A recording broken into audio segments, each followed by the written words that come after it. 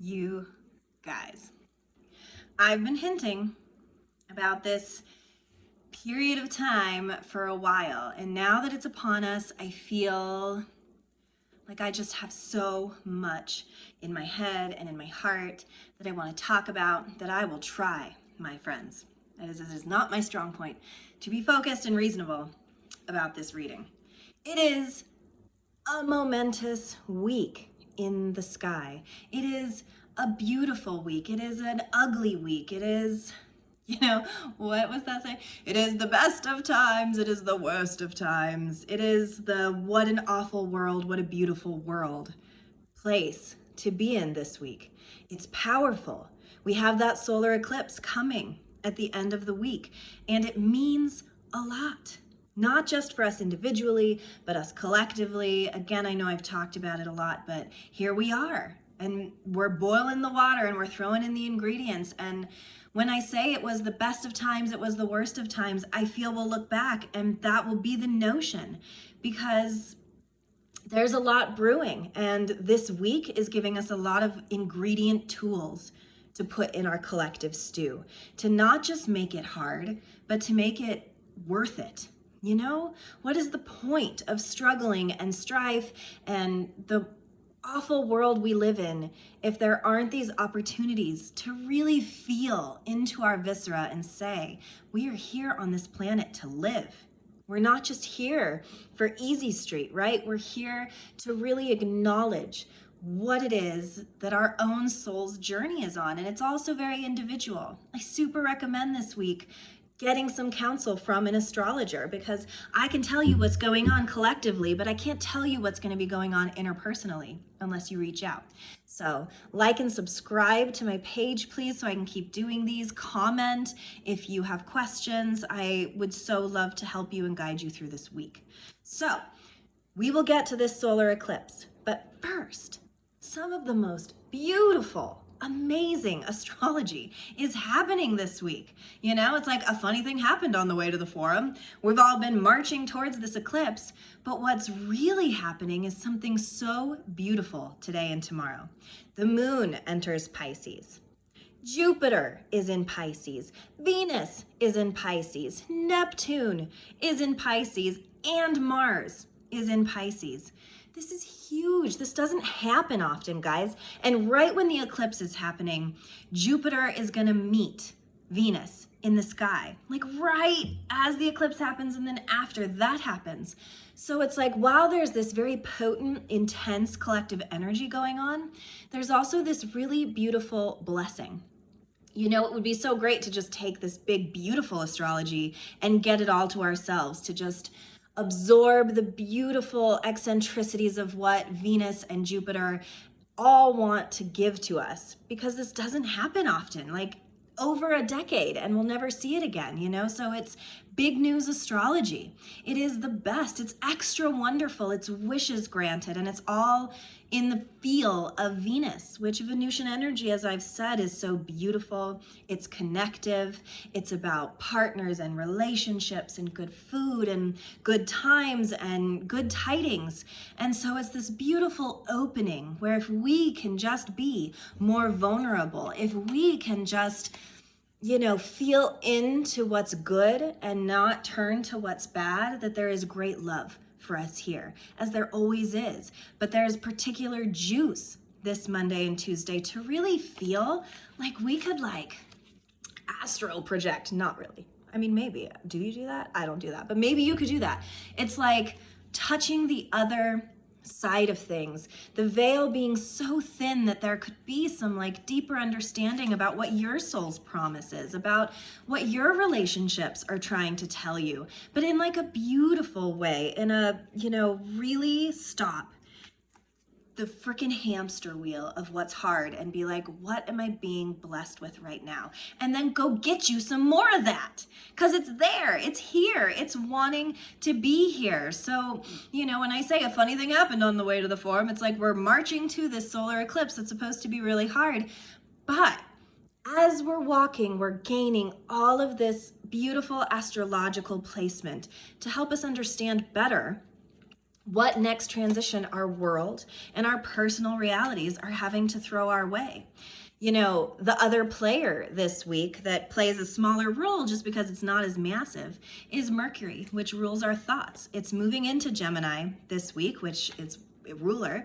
So we have this added like juice of thought. Like we can think this through. If you're going to bed tonight and you're feeling stressed and anxious, know that your mind has the power. It's moving into a powerful place. On Wednesday, it's sextiling, which is a good thing, Jupiter. So it's like, if we can think Peter Pan style happy thoughts, maybe we can actually fly this week, guys. Don't try that at home. We'll just be doing that in our dream space, maybe. But listen to your dreams. Listen to your intuition. Go for heart-head communication rather than picking one over the other necessarily. Think about how they can play together. Think about how in your life, if you are really working with your heart, if it's a heart-led life you're leading, how is your mind helping or hindering that path, right? Because then Thursday, Mercury is going to trine, which is a good thing, Pluto.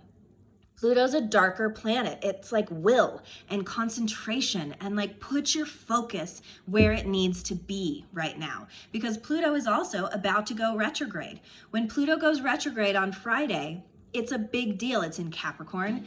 It's asking us to do a major review of how we're seeing ourselves in the outside world, major restructuring in the outside world, which pairs with this solar eclipse in Taurus, right? Which is going to be very geared towards our resources and how we're eating, where we're getting our resources from, where the food's coming from, where the power source, and radical change. Just radical. Because also the other players that are in Taurus right now is the North Node and Uranus, which North Node is life goal. You know, it's like your true north, and Uranus is rapid, sudden change. So there's a big change coming. And with Pluto trining Mercury, it's almost like we're mentally doing our like push-ups. We're like, we're getting fucking ready for this shit because it's gonna be big, you know? Maybe some food factories are gonna go away. Maybe some truths are gonna come out about how we're doing this wrong. Maybe, you know, interpersonally, depending on where all this falls in your chart, there's gonna be a big spotlight on something that needs radical change. And it's foundational, it's in Taurus. Taurus rules our foundations and our finances and our security and our food and our comfort. Also, cool, ready for it? Ruled by Venus. What's Venus doing this week? Venus is helping us.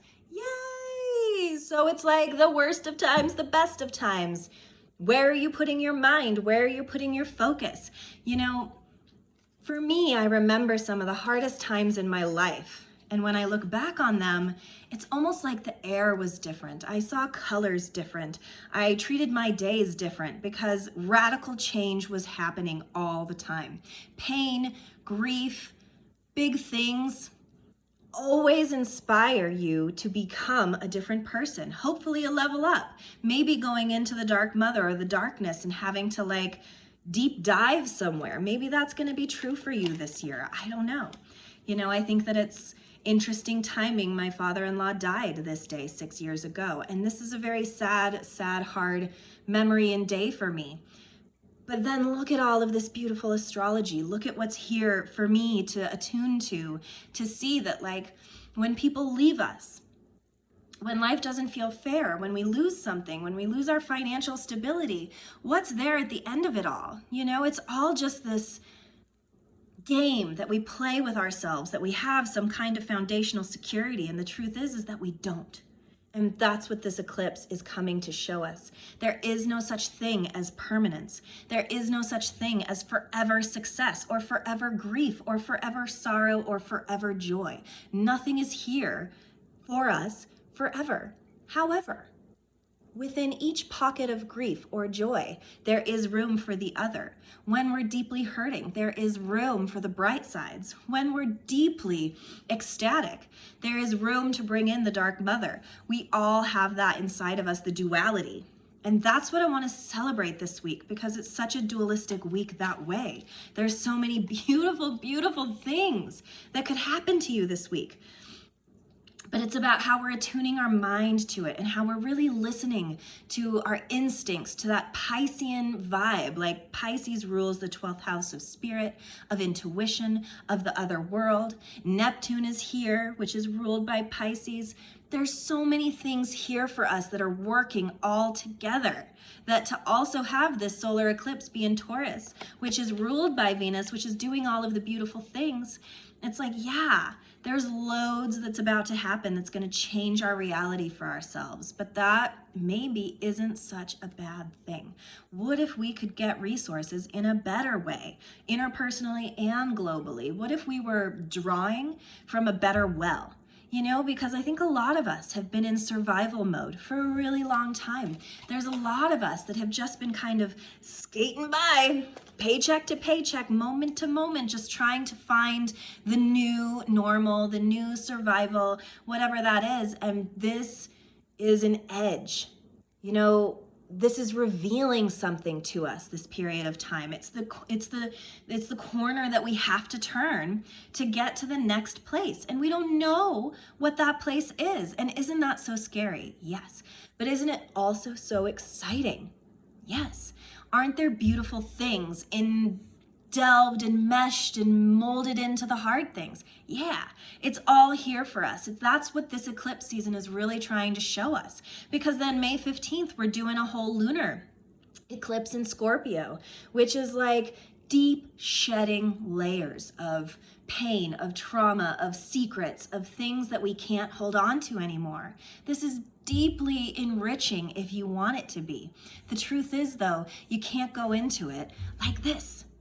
You can't grip anything else if you're already gripped, right? If you're already hanging on for dear life, the only thing you can do is one finger at a time until you do this beautiful free fall into whatever the next is. And I don't know what that next is for you or for me, but it's waiting for us and it's here and we're driving towards it.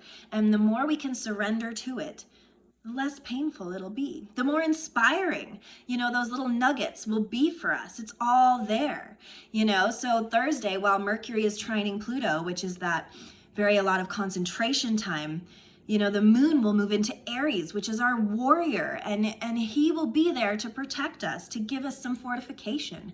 So it's just such a beautiful week that way of like, whatever is good is bad and bad is good. And maybe we need to redefine what bad and good are for ourselves to get to a place of a new homeostasis for all of us, where we can all feel safer and happier. And so now here we come. We're on April 30th, 10 degrees of Taurus solar eclipse. It's at 1:28 p.m. Pacific time. That's when it starts. And then, as I said, right as that's finishing up, Venus is going to be hanging out with Jupiter. And so it's like this beautiful reward of all of the things that are about to be exposed to us. And then on Sunday, Venus is going to sextile Pluto. So just like our mind was working with Pluto, now Venus, all of this beautiful shit that was all around us this week, is going to come in after this really intense eclipse and support our Pluto work. When Pluto goes retrograde, there's work to do, kids. There's a lot we got to do to kind of get back on the straight and narrow path of righteousness. And there's a lot we're all doing wrong right now. We're kind of like seeing it from an ass backwards position right now. And it's time to release our hold on what we consider normal, on what we consider a resource, on what we consider safe, because it's just not real. I think that these eclipses are here to show us that the realities we have kind of been creating for ourselves over the past couple years isn't real. The first eclipse in this we had was back in November. So try to think back as to what you were doing. It was like November, I don't know the exact date, maybe 19th, in that middle November range. What were like the things going down for you during that month? There's going to be some themes of that this week, just to kind of guide you in a vibey kind of way. Whatever vibes you were working with in November is kind of what's going to be revealed on a more intense level this week. So did what I say scare you? Are you scared? Are you intimidated? Are you feeling okay? I think you should feel okay.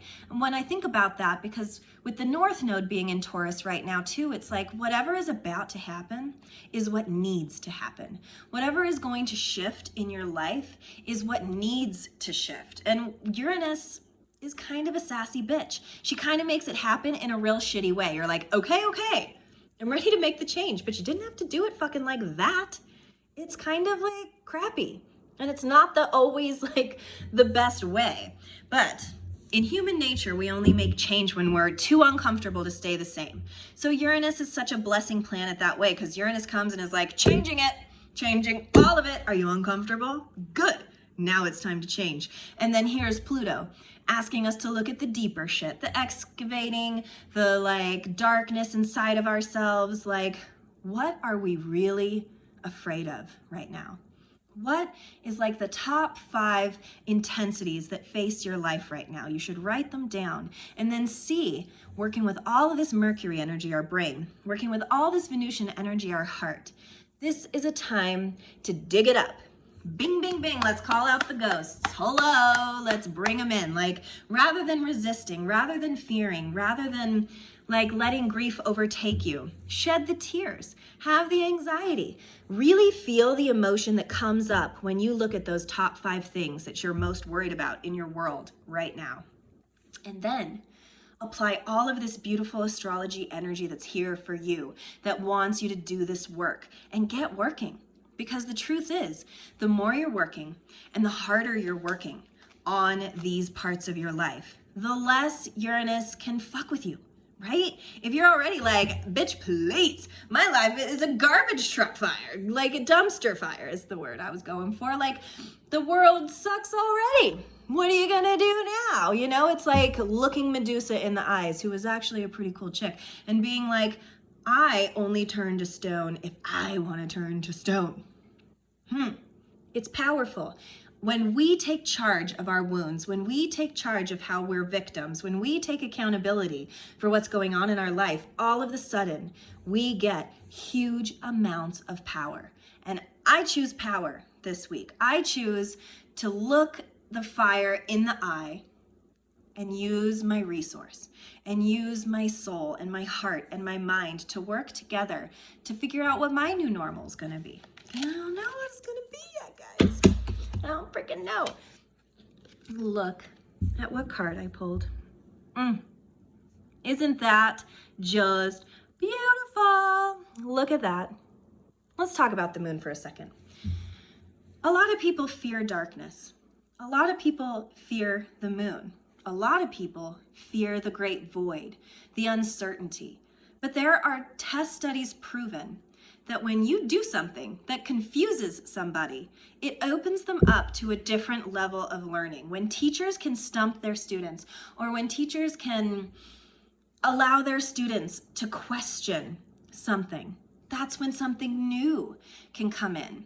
The moon works, all those Pisces vibes, right? Here's the moon in Pisces. Oh, there it is. And the moon works with like our intuition and our deeper bone knowing, not like the knowing that we learned in school, the knowing we learned from our ancestors, from our souls, and from our heart. And here we are. This is how we need to treat this eclipse, and how contrasting, right? Because it's a solar eclipse. So with everything that is getting illuminated this week, with all of the intensity that could be getting illuminated, how can you go deep down and find the uncertainty spots inside yourselves and fill it from whatever well you have to draw on? There's loads. Mercury's here to support you. Mars is here to support you. Venus is here to support you. Pisces energy, moon energy is here to support you.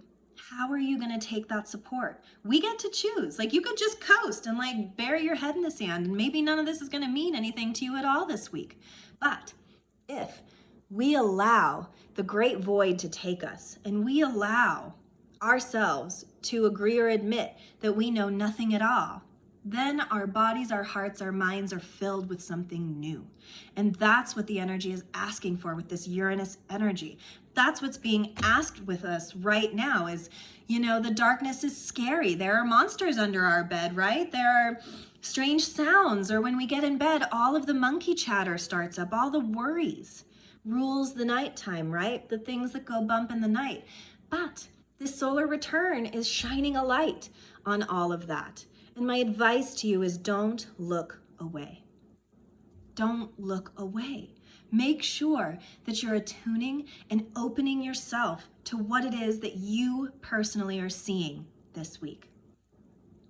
Please let me know how it goes. I'm so here for it. A little trepidatious, a little excited, a little anxious. I'm kind of all of those things, but falling into deep trust that whatever it is, that's what it is. And I'm here to work. Are you? I hope you guys have a beautiful week. I'm sending you so much love. Don't forget to like and subscribe so I can keep making the videos. I so appreciate that. And good luck out there. I feel like I need to do that Hunger Games. I don't know what she's saying, but from my heart to yours, you get the Hunger Games thing.